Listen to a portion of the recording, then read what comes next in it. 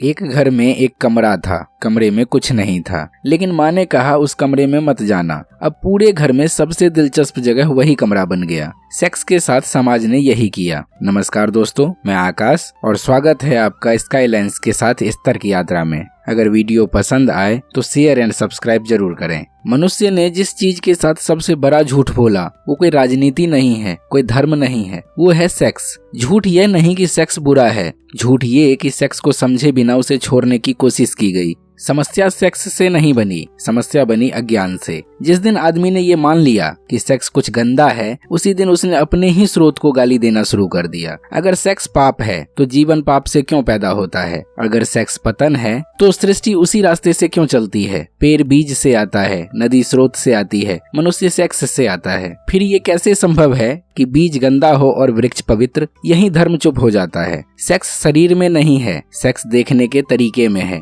एक छोटा बच्चा नग्न है लेकिन उसमें कोई वासना नहीं। क्यों? क्योंकि वह शरीर को वस्तु की तरह नहीं देखता। लेकिन वही बच्चा जब बड़ा हो जाता है तो समाज उसे सिखाता है शरीर छुपाओ, शरीर शर्म की बात है, शरीर से डरना चाहिए, और उसी क्षण नजर बीमार हो जाती है। एक आदमी मंदिर में खड़ा था, उसके सामने मूर्ति थी, नग्न, वो शांत था। वही आदमी बाजार में किसी स्त्री को देखता है, उसका मन हिल जाता है। मूर्ति और स्त्री में फर्क नहीं, नजर में फर्क है। ऊर्जा अगर बहती रहे तो जीवन बनती है, ऊर्जा अगर रोक दी जाए तो सड़ने लगती है। सेक्स को दबाया गया तो वह प्रेम नहीं बन पाया, वो बन गया गुस्सा, कुंठा, ईर्ष्या, हिंसा। इसलिए सबसे ज्यादा यौन अपराध हमेशा उन समाजों में हुए जहां सेक्स को सबसे ज्यादा दबाया गया। एक कमरे को सालों तक बंद रखा गया, कोई हवा नहीं, कोई रोशनी नहीं। जब दरवाजा खोला गया तो बदबू फैली। सेक्स भी वही कमरा है। एक साधु दिन भर सेक्स के खिलाफ बोलता है, वो कहता है ये नर्क है, लेकिन रात में वो बेचैन रहता है। उसी शहर में एक वेश्या है, वो शांत है। क्यों? क्योंकि एक ने ऊर्जा को स्वीकार किया, दूसरे ने ऊर्जा को दबाया। पाप कर्म में नहीं, अस्वीकृति में है। संभोग के क्षण में सबसे पहले क्या गिरता है? अहंकार। उस क्षण आदमी ये नहीं कहता मैं कोई हूँ, नाम गिर जाता है, पहचान गिर जाती है। इसलिए उस क्षण एक मासूमियत आती है। ये मासूमियत कहीं और से नहीं आती, ये अहम शून्यता से आती है। एक आदमी ने कहा उस क्षण मुझे याद नहीं रहता कि मैं कौन हूँ। यही ध्यान का पहला संकेत है। जहाँ अहम है वहाँ समय है। संभोग में घड़ी गिर जाती है, क्षण लंबा हो जाता है क्योंकि मन समय से चलता है और मन उस क्षण काम नहीं कर रहा होता। ध्यान में भी यही होता है। बच्चा खेल रहा है, माँ बुलाती है, कितनी देर हो गई? बच्चा कहता है देर, अभी तो शुरू किया था। समय मन का उत्पाद है, क्योंकि आदमी उस झलक को पकड़ना चाहता है। जो चीज स्वतः घटती है वो जोर से नहीं आती। संभोग को दोहराने की कोशिश उसी तरह है जैसे नींद को जोर से लाना। जिस रात आदमी कहता है आज मुझे नींद लानी ही है, उसी रात नींद नहीं आती। क्योंकि जो आदमी सेक्स को समझ ले वो डर से मुक्त हो जाएगा, और डर से मुक्त आदमी गुलाम नहीं बनता। इसलिए समाज डर पैदा करता है। दबा हुआ आदमी अकेले में डरपोक होता है, भीड़ में हिंसक। भीड़ में व्यक्तिगत जिम्मेदारी नहीं रहती।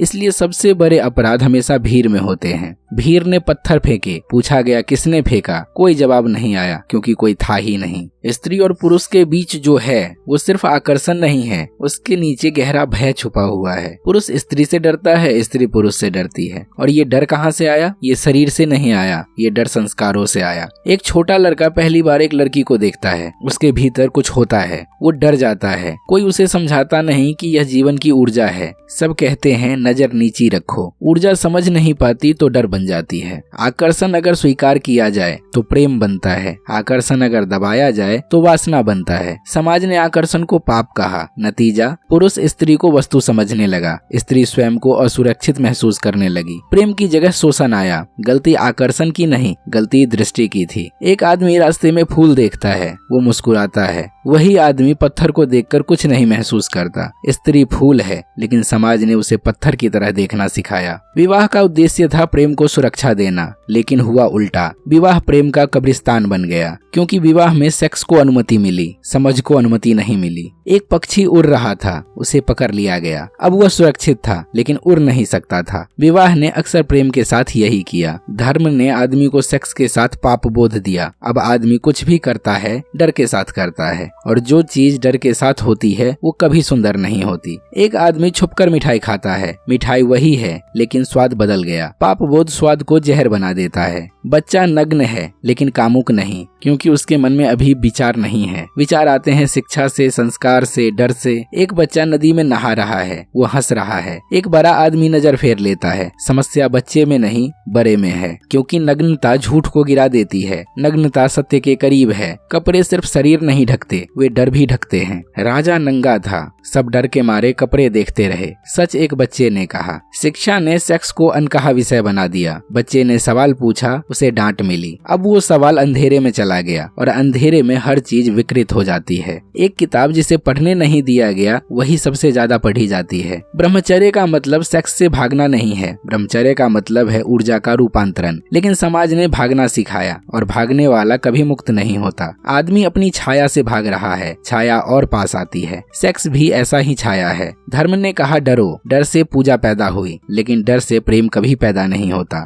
जहाँ प्रेम नहीं, वहाँ ईश्वर नहीं। ये समझना बहुत जरूरी है कि सेक्स समस्या नहीं है। समस्या है असमझ, समस्या है दमन, समस्या है डर। संभोग अगर समझ बन जाए तो ध्यान का पहला दरवाजा खुल जाता है। संभोग को लेकर सबसे बड़ी भूल ये है कि उसे करने की चीज समझ लिया गया। संभोग कोई क्रिया नहीं है, संभोग एक घटना है, और हर सच्ची घटना में कुछ ऐसा घटता है जो तुम कर नहीं सकते। संभोग में तुम थोड़ी देर के लिए रुक जाते हो। सोचना रुकता है, गणना रुकती है, भविष्य रुकता है, और जहाँ रुकना होता है वहीं ध्यान की पहली सुगंध आती है। एक आदमी नाव चला रहा था, थक गया, उसने चप्पू छोड़ दिए, नाव बहने लगी। उसी क्षण उसने पहली बार नदी को महसूस किया। संभोग चप्पू छोड़ने जैसा है। अहम हमेशा नियंत्रण चाहता है, संभोग में नियंत्रण असंभव है, इसलिए अहम उस क्षण गिर जाता है, और जब अहम गिर जाता है तो पहली बार तुम हल्के होते हो। ये हल्कापन सुख नहीं है, यह बोझ से मुक्ति है। एक आदमी कंधे पर भारी थैला लिए था। किसी ने कहा थोड़ी देर नीचे रख दो। उसने रखा। उसके चेहरे पर जो राहत आई वही संभोग की शांति है। वो शांति बहुत छोटी होती है, और आदमी उसी को पकड़ने की कोशिश करता है। वो कहता है ये सुख है, मुझे यही चाहिए। यही भूल हो जाती है। संभोग संकेत है, मंजिल नहीं। सुबह की पहली किरण आती है, अगर आदमी उसी किरण को पकड़ने लगे तो सूरज नहीं उगेगा। संभोग पहली किरण है। भोग कहता है फिर चाहिए, समझ कहती है ये क्या था। भोग दोहराव चाहता है, समझ रूपांतरण। और ये किताब भोग नहीं सिखा रही, समझ सिखा रही है। जब आदमी संभोग को समझता है तो उसकी ऊर्जा थोड़ी ऊपर उठती है। वही ऊर्जा प्रेम बनती है। प्रेम संभोग से ऊंचा है, लेकिन उसके खिलाफ नहीं। बीज अगर मिट्टी में सड़ जाए तो खत्म, अगर अंकुर बन जाए तो जीवन। संभोग बीज है, प्रेम अंकुर। प्रेम में दूसरा वस्तु नहीं रहता, प्रेम में दूसरा व्यक्ति बनता है। संभोग में दूसरा शरीर हो सकता है, प्रेम में दूसरा चेतना है। एक आदमी स्त्री को देखता है और चाहता है, दूसरा आदमी उसी स्त्री को देखता है और समझता है।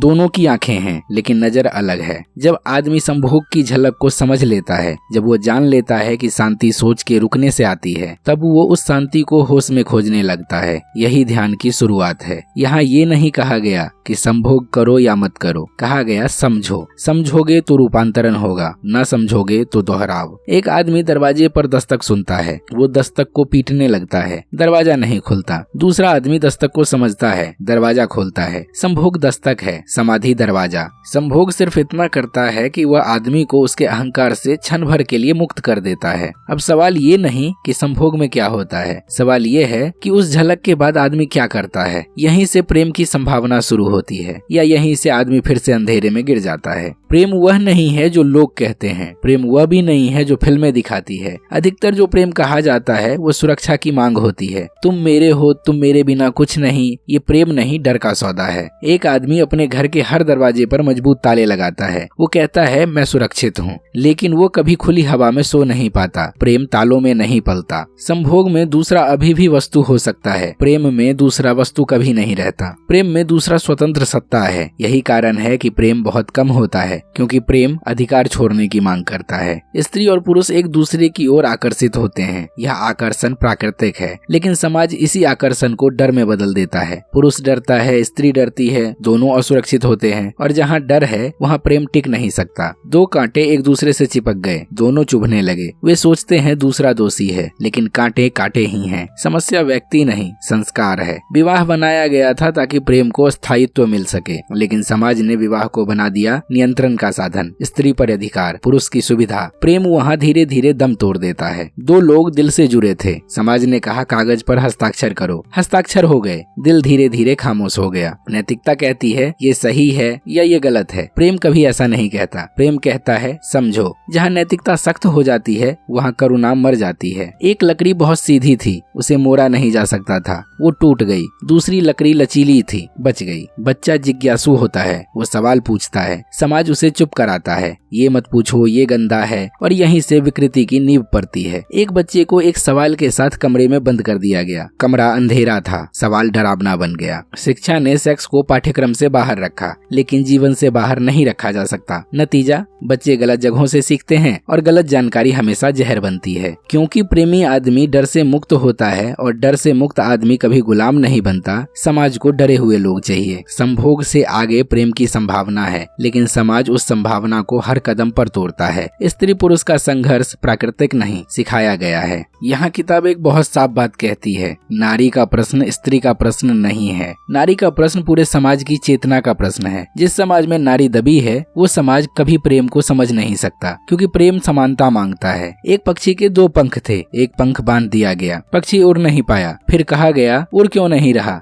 समाज भी यही पूछता है। पुरुष की हिंसा शक्ति से नहीं आती, पुरुष की हिंसा डर से आती है। डर किस बात का? खो देने का डर, स्त्री के स्वतंत्र हो जाने का डर, अपने अहम के टूट जाने का डर। जो आदमी खुद से डरता है वो दूसरों को दबाता है। एक राजा बहुत क्रूर था, लोग सोचते थे बहुत शक्तिशाली है, असल में वो हर समय डरता था। जो सच में शक्तिशाली होता है उसे क्रूर होने की जरूरत नहीं पड़ती। जहाँ अधिकार है वहाँ प्रेम नहीं है, लेकिन समाज ने प्रेम को स्वामित्व बना दिया। मेरी पत्नी, मेरा पति, मेरा सम्मान, ये भाषा प्रेम की नहीं, मालिक की भाषा है। एक आदमी ने अपने दिल पर मुहर लगा दी। उसने कहा अब यह सुरक्षित है, लेकिन दिल धड़कना बंद कर गया। ईर्ष्या को लोग प्रेम का प्रमाण मानते हैं। किताब यहाँ बहुत साफ साफ कहती है, ईर्ष्या प्रेम का प्रमाण नहीं, प्रेम की अनुपस्थिति का प्रमाण है। जहाँ प्रेम है वहाँ भरोसा है, जहाँ भरोसा है वहाँ ईर्ष्या नहीं। एक आदमी अपनी परछाई से लड़ रहा था। परछाई कभी आगे कभी पीछे, असल में वो खुद से लड़ रहा था। यह किताब कहती है अगर दुनिया में सच में क्रांति होगी तो वह नारी से शुरू होगी, क्योंकि नारी अब तक सबसे ज्यादा दबी रही है, और जहाँ दबाव ज्यादा होता है वहाँ विस्फोट की संभावना भी ज्यादा होती है। एक स्प्रिंग को बहुत जोर से दबाया गया, जितना दबाया उतनी ताकत जमा हुई। एक दिन वह छूट गया, क्योंकि स्वतंत्र नारी डर से बाहर होगी, प्रेम को चुन सकेगी, परंपरा से प्रश्न कर सकेगी, और जो प्रश्न करता है वो गुलाम नहीं रहता। समाज को आज भी गुलाम चाहिए। विद्रोह का मतलब तोड़फोड़ नहीं है, विद्रोह का मतलब है अंधी मान्यताओं से बाहर आना। जो आदमी सोचना शुरू कर देता है वो विद्रोही हो जाता है। एक आदमी अंधेरे कमरे में सालों से बैठा था। एक दिन उसने आंखें खोली, कमरा वही था, आदमी बदल गया। क्योंकि विद्रोही डर से मुक्त होता है, झुकता नहीं, खरीद में नहीं आता। धर्म और राजनीति दोनों को विद्रोही खतरनाक लगता है, क्योंकि प्रेम नियम नहीं मानता, सीमा नहीं मानता, मालिक नहीं मानता, प्रेम आदेश में नहीं आता, इसलिए समाज प्रेम से डरता है। नदी अपने रास्ते बहती है, पुल नियम बनाते हैं, नदी कभी नियम नहीं पूछती। यहाँ एक बात स्पष्ट है, स्त्री पुरुष का संघर्ष जैविक नहीं सामाजिक है। ईर्ष्या, अधिकार, हिंसा प्रेम नहीं डर के परिणाम है। नारी की स्वतंत्रता क्रांति की कुंजी है। प्रेम और विद्रोह अलग नहीं है। यह किताब प्रेम को भी अंतिम नहीं मानती,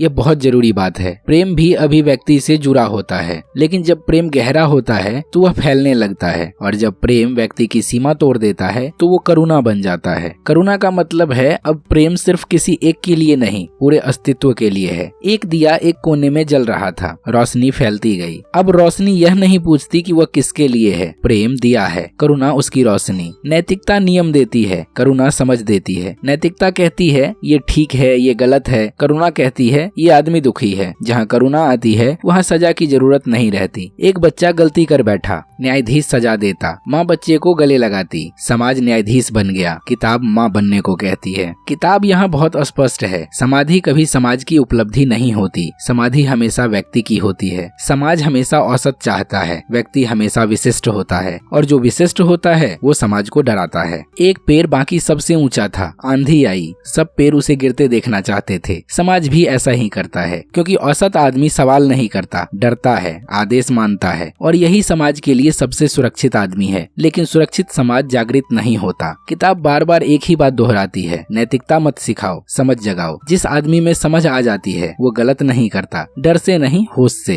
अंधेरे में आदमी कांटे पर पैर रखता है, रोशनी में वही आदमी कांटे को देख लेता है। रोशनी नैतिकता नहीं है, रोशनी समझ है। यहाँ किताब एक बहुत सूक्ष्म सूत्र देती है, संभोग से अहम गिरता है, प्रेम से अधिकार गिरता है, करुणा सीमाएं गिराती है, ध्यान में मैं गिरता है। यह एक सीधी यात्रा नहीं, यह गिरने की यात्रा है। जब आदमी कहता है मैं सही हूँ, ध्यान असंभव हो जाता है। जब आदमी कहता है मुझे नहीं पता, वहीं से ध्यान की शुरुआत होती है। एक साधक गुरु के पास गया, प्याला भरा हुआ था। गुरु ने और डालना शुरू किया, पानी बहने लगा। पहले खाली करना होगा। पूरा संदर्भ किसी आदर्श समाज की बात नहीं करता। ये कहता है समाज बदलेगा तो व्यक्ति नहीं बदलेगा, व्यक्ति बदलेगा तो समाज बदलेगा, और व्यक्ति का बदलना समझ से शुरू होता है। अंधेरे कमरे में एक दिया जलाया गया, पूरा कमरा बदल गया। दिए ने भाषण नहीं दिया, उसने बस जलना शुरू किया। यहाँ किताब 3 बातें साफ करती है। प्रेम अधिकार नहीं है, नारी की स्वतंत्रता सिर्फ सामाजिक नहीं आध्यात्मिक जरूरत है, करुणा और समझ ही ध्यान की जमीन बनाती है।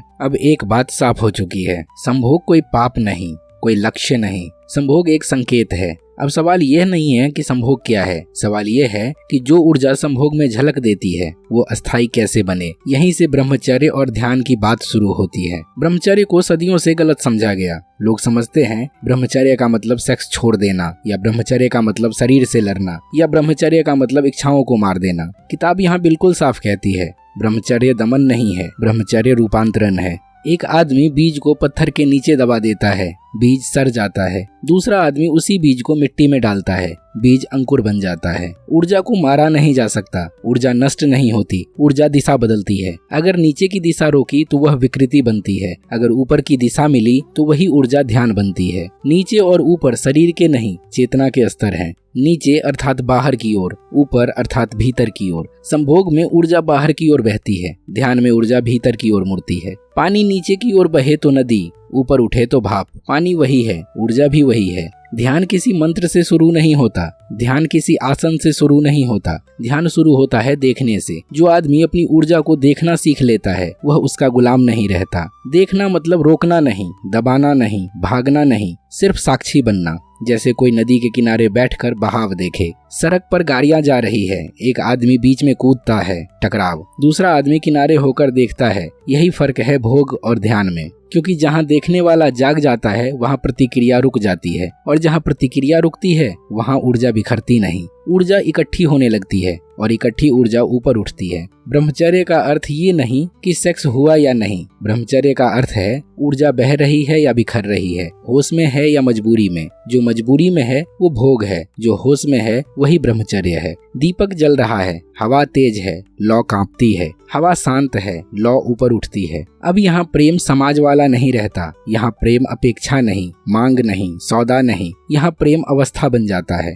जैसे खुशबू, जहाँ ध्यान गहरा होता है वहाँ प्रेम अपने आप होता है। प्रेम को करना नहीं पड़ता, प्रेम हो जाता है।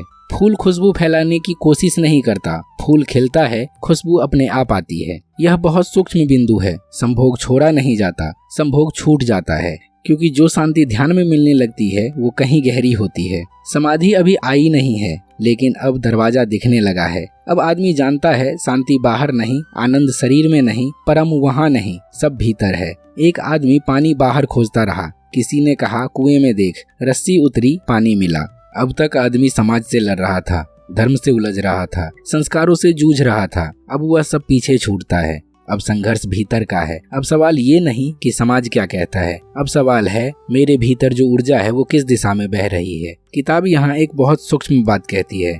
ऊर्जा नीचे इसलिए नहीं कि वह गिरी हुई है, ऊर्जा नीचे इसलिए क्योंकि वह बिखरी हुई है। जहाँ बिखराव है वहाँ नीचे की ओर बहाव है, जहाँ एकाग्रता है वहाँ ऊपर की ओर उठान है। एक आदमी एक मसाल लेकर चलता है, अंधेरा कटता है। 10 आदमी 10 छोटी मसाले लेकर चलता है, अंधेरा बना रहता है। ऊर्जा भी मसाल की तरह है। ध्यान का मतलब मन को रोकना नहीं है, ध्यान का मतलब है ऊर्जा को बिखरने से बचाना। जब आदमी बार बार प्रतिक्रिया देता है, इच्छा में, डर में, गुस्से में, ऊर्जा बिखरती जाती है। ध्यान उस बिखराव को धीरे धीरे समेटता है। जब कुछ घटता है और तुम तुरंत प्रतिक्रिया करते हो, तुम गुलाम हो। जब कुछ घटता है और तुम देखते हो, तुम स्वतंत्र हो। यह फर्क बहुत छोटा लगता है, लेकिन यही फर्क समाधि की नींव है। शीशा सब दिखाता है, लेकिन बेचैन रहता है। झील सब दिखाती है और शांत रहती है। मन शीशा है, साक्षी झील है। ये कोई जादू नहीं है, कोई चमत्कार नहीं है, एक प्राकृतिक परिणाम है। जब विचार कम होते हैं, प्रतिक्रिया कम होती है, चाह कम होती है, तो ऊर्जा अपने आप ऊपर उठती है।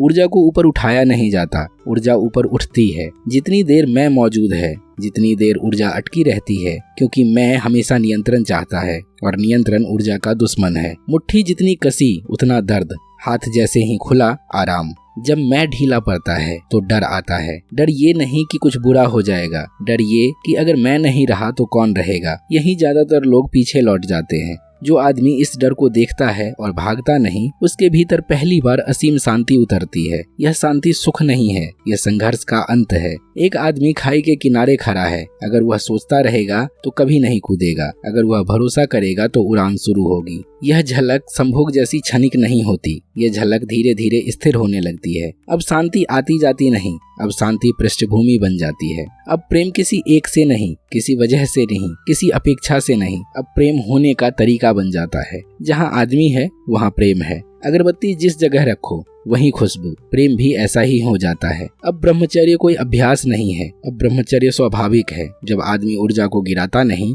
ऊर्जा को बहने देता है। यह अभी पूर्ण समाधि नहीं है, लेकिन अब आदमी जानता है रास्ता कौन सा है, भटकाव कौन सा है। अब अंधकार नहीं है। एक दीपक पूरा रास्ता नहीं दिखाता, लेकिन पहला कदम दिखा देता है। अब पीछे मुड़कर देखने पर पूरा मार्ग स्पष्ट हो जाता है। अब कोई उलझन नहीं रहती कि बात सेक्स से शुरू क्यों हुई और समाधि पर क्यों आकर रुकी, क्योंकि यह समझ आ जाती है कि सेक्स और समाधि दो अलग चीजें नहीं हैं, वे एक ही ऊर्जा के दो अलग अलग अवस्थाएं हैं। इस किताब ने कहीं भी ऊर्जा को बदला नहीं, उसने सिर्फ उसकी यात्रा दिखाई। पहला स्तर संभोग, ऊर्जा बाहर की ओर बहती है, अहम क्षण भर को गिराता है, शांति की झलक मिलती है, लेकिन आदमी अचेतन होता है। दूसरा स्तर प्रेम, ऊर्जा थोड़ा ऊपर उठती है, अधिकार और स्वामित्व ढीले पड़ते हैं, दूसरा व्यक्ति बनता है, लेकिन मैं अभी भी बचा रहता है। तीसरा स्तर ध्यान, ऊर्जा भीतर की ओर मुड़ती है, प्रतिक्रिया रुकती है, साक्षी जागता है, मैं कमजोर पड़ने लगता है। चौथा स्तर समाधि, ऊर्जा पूरी तरह एकाग्र होती है, मैं भी गिर जाता है, शांति अस्थायी हो जाती है, अब कुछ करना नहीं रहता। ये 4 सीढ़ियां हैं, 4 अलग अलग नैतिकताएं नहीं। ये बहुत निर्णायक बिंदु है। किताब ने कभी नहीं कहा सेक्स छोड़ो, दुनिया छोड़ो, शरीर से लड़ो। किताब ने सिर्फ इतना कहा समझो। समझ से जो गिरना होता है वह अपने आप गिर जाता है। कच्चा फल तोड़ना पड़ता है, पका फल अपने आप गिर जाता है। संभोग को छोड़ना नहीं पड़ता, संभोग छूट जाता है। यहाँ आकर साधना का अर्थ पूरी तरह बदल जाता है। अब साधना नियम नहीं है, अभ्यास नहीं है, संघर्ष नहीं है। अब साधना जागृत रहना है, जो हो रहा है उसे देखना है। लोग कहते हैं ये मार्ग बहुत कठिन है। नहीं, मार्ग कठिन नहीं, सूक्ष्म है। ये तलवार पर चलना नहीं, आंख खोलना है। कमरा सालों से अंधेरा है, कोई कहता है इसे साफ करो, कोई कहता है इसे बदलो। एक आदमी बत्ती जला देता है, सब दिखने लगता है। यह किताब समाधि को भी अहम का खेल नहीं बनने देती। समाधि कोई मेडल नहीं है, समाधि कोई उपलब्धि नहीं है। समाधि है जो हमेशा था उसका दिखाई देने लगना। जब समझ पूरी हो जाती है तो गुरु भी बोझ बन जाता है। किताब यहाँ तक कहती है रास्ता दिखाने वाला रास्ते में रुक नहीं सकता। अब आदमी खुद चलने लगता है। नाव नदी पार कराती है, किनारे पहुंचते ही नाव छोड़नी पड़ती है। नाव सिर पर ढोने वाला किनारे नहीं पहुंचता। अब आदमी को मृत्यु का डर नहीं रहता, क्योंकि अब वह जानता है जो पैदा हुआ था वो शरीर था, जो मरा करता है वो मैं था, जो बचा है वो कभी पैदा ही नहीं हुआ। ये किताब इसलिए खतरनाक नहीं है कि यह सेक्स की बातें करती है। ये किताब खतरनाक इसलिए है क्योंकि यह डर तोड़ती है, पाखंड तोड़ती है, झूठी नैतिकता तोड़ती है और अंत में आदमी को स्वतंत्र छोड़ देती है। अगर इस पूरे खंड को अगर एक वाक्य में समेटना हो तो वह वाक्य यही होगा, जिस ऊर्जा से आदमी गिर सकता है उसी ऊर्जा से आदमी जाग सकता है। फर्क ऊर्जा में नहीं है, फर्क होश में है। आग घर भी जला सकती है, घर पका भी सकती है। आग को दोष मत दो, यह जानो कि आग का उपयोग किस तरह हो रहा है। तो दोस्तों, स्काईलाइन की यह तर्क यात्रा की प्रस्तुति आपको कैसी लगी कमेंट में जरूर बताएं, और पसंद आए तो चैनल सब्सक्राइब भी करें। मिलेंगे आपसे इस चर्चा के भाग 2 में, तब तक जुड़े रहिए हमारे साथ। धन्यवाद।